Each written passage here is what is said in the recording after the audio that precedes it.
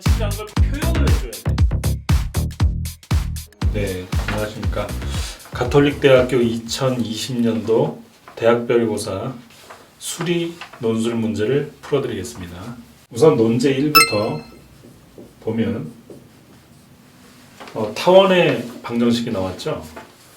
타원에서 우리 잘 알듯이 C제곱은 A제곱 마이너스 B제곱이기 때문에 초점 F C,0에서 C는 3이 되겠습니다.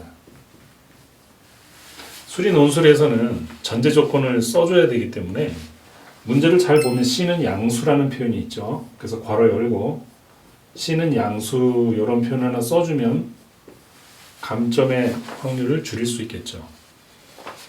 자, 따라서 C는 3이기 때문에 우리는 F 다시 초점의 좌표를 알아냈습니다. 자, 벡터 내적을 계산해야 되는데요.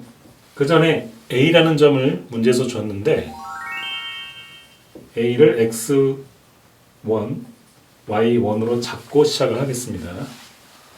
자, 벡터 AF, 벡터 AF 다시의 내적은 내적 공식에 의해서 3-X 마이너스 3-X1, Y1이 되겠고 정리하면 마이너스 9가 되겠죠? 마이너스 3이니까요. 이렇게 해서 우리는 이 식 하나를 알아냈습니다. 문자가 두 개 있으니까 x에 대해서 정리를 하겠습니다. 우선 16분의 x제곱 플러스 7분의 y제곱이니까요. 16분의 7x제곱 플러스 y제곱은 7 이런 식으로 해서 y제곱을 남기고 우변으로 넘기겠습니다. 그럼 따라서 정리를 좀 간단하게 해보면 x제곱 마이너스 16분의 7 x제곱 그 다음에 플러스 7 마이너스 9 이거 마이너스 9가 이 자리에 왔고 이렇게 해서 다시 한번 x에 대해서 한 문자로 정리를 했습니다. 그래서 따라서 다시 한번 최종 정리를 하면 16분의 9x제곱 마이너스 2라는 2차 함수 형태가 되죠. 자, 그 상황에서 우리 최대값 m은 지금 이 타원에서 보면 알듯이 꼭지점이 4가 되겠죠. 초점이 3이니까 꼭지점이 4가 되어서 x는 4를 대입하고 자, 이런 조건을 달아줘야 됩니다. 논술에서 전제 조건을 달아줘야 그게 논리적으로 성립한다는 걸 보여주는 형태이기 때문에요. 이 말을 꼭 써주길 바라고요. 4를 대입해서 그러면 16분의 9 x에 4를 대입하면 16이 되겠죠. 그래서 따라서 m 값은 2가 되겠습니다. 분이 돼서 7이 되겠죠. 그 다음에 최소값은 타원에서의 최소값은 x가 0일 때 값이기 때문에 대칭 주게 되겠죠. 따라서 x는 0을 대입. 자, 요 말도 역시 꼭 써주길 바라고요. x는 0일 대입하면 결국은 최소값은 마이너스 2 사라져서 그래서 우선은 논제 1의 답은 최소값은 7, 최소값은 마이너스 2라는 걸 하나 풀어냈습니다.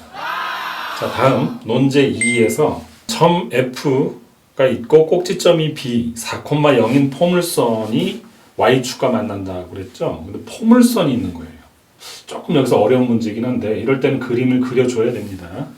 자, 간단하게 그림을 그려보면 이런 타원이 있죠. 우리는 이 타원이 아까 그 논제 1에서의 타원입니다. 그런데 지금 문제에서 준 그 꼭지점이라는 게 B, 즉 4,0인 바로 여기를 말하는데 4,0 그림을 간단하게 이렇게 그려주는 겁니다. 4,0인 이 점에서 포물선이 위로 지나가겠죠. 우리는 여기서 지금 C의 좌표, 여기서 이제 C가 이 Y좌표, Y축 위에 있을 텐데 양수라고 했기 때문에 저는 위만 그리겠습니다. 자, 조금 삐뚤어졌는데 자, 이걸 C라고 하겠습니다. 자, 이게 포물선입니다. 이렇게 해서 이런 식으로 해서 포물선이 밑으로 내려간다는 얘기인데 문제에서는 지금 C, Y좌표가 양수니까 저는 여기만 지금 집중해서 그렸고요. 자, 이 C의 좌표를 구해야 되겠습니다. 우선 C의 좌표는 X가 0일 때죠. 그래서 여기다 쓰고, 그런데 이 포물선의 식을 한번 생각해 봅시다. 여기서 이 타원에 아까 논제 1에서 그렸던 타원입니다. 초점이 3이었었죠. 따라서 초점과 이 꼭지점 사이의 거리 구간이 1. 그러니까 이 평행이동한 포물선은 결국은 자, 여기다 써줘야 됩니다. 자, 내가 지금 쓰려는 것이 포물선의 방정식이구나 라는 것을 반드시 써주고요. 자, 이 포물선의 방정식은 y제곱은 자, p가 1이죠. p가 이쯤에 있었을 텐데 바로 여기가 이 포물선의 원래의 초점이었던 얘기입니다. 그렇기 때문에 마이너스 1이죠. 따라서 y제곱은 마이너스 4가 되고 바로 열고 x-4만큼 이동했으니 여기 4를 써주면 이게 포물선의 방정식이 됩니다. 자, 이 포물선의 방정식이 0, 무엇을 지나는지 알아내야 되니까 x에 0을 넣습니다. 그래서 알아내니 따라서 y는 4가 되겠죠. 그래서 우리는 c가 0,4다라는 걸 확인했습니다. 확인한 것은 반드시 여기다 한 번 더 써주기 바랍니다. 왜냐면 이게 부분에 답이 되기 때문에 써주고. 자, 그런데 문제는 여기서 다시 한번 이 타원에 접선 L을 그으라고 했죠. 접선 L을 긋습니다. 자, 접선 L을 이쯤에 이렇게 그어봤습니다. 근데 이 접선 L은 그런데 바로 여기서 만나겠죠. 접선이니까. 그래서 이 D 점을 구하는 것이 지금 급선입니다. 그래서 따라서 아까 여기 4였고 C는 0,4입니다. 자, 이제 D를 구할 겁니다. 접점 D는 우리가 모르니까 접점 D는 모르니까 x1, y1으로 한다라고 여기다가 먼저 써주는 겁니다. 그래서 말로 x1, y1으로 두고 라는 말을 전제를 먼저 써주기 바랍니다. 자, 이 점은 잘 보면 이 타원에 접하는 거죠. 타원의 접선입니다. 따라서 타원의 접선 방정식에 그대로 이 D를 활용하면 되겠죠. 그래서 타원에 말 그대로 써주는 겁니다. 그냥 요 정도만 써도 됩니다. 뭐 굳이 그렇게 문장을 다 국어적으로 완성할 필요는 없고요. 안 쓰는 것보다는 감점 확률을 줄이는 거죠. 따라서 타원의 접선 방정식 이렇게만 쓰고 이제 여기에 내가 대입하겠다는 표현이죠. 타원의 접선 방정식은 우리 16분의 x1x 여기서의 x1은 여기입니다. 자, 플러스 7분의 y1 y는 1이다. 자, 이런 식에다가 이제 저 점 D를 잡아서 이제 확인하겠다는 겁니다. 자, 그런데 잘 생각해 보면 이 접선이 바로 이 접선식이 요 식입니다. 이 접선이 지나가는 자취를 보면 0,4도 지나죠. 따라서 우리는 이 식에 여기에 x는 0 대입 이렇게만 말해도 되겠네요. x는 0을 대입해서 그러면 y1이 이 뒤에 y1이 4분의 7임을 알아냈죠. 다음에 이제 y1이 4분의 7이니까 이 타원의 접선식에 대입해서 연립해서 x1이 마이너스 3임을 계산해 냅니다. 자, 이런 계산은 지금 과정상 제가 생략을 했는데 옆에 빈칸이 있어요. 그 빈칸에다가 좀 깔끔하게 계산을 해주는 겁니다.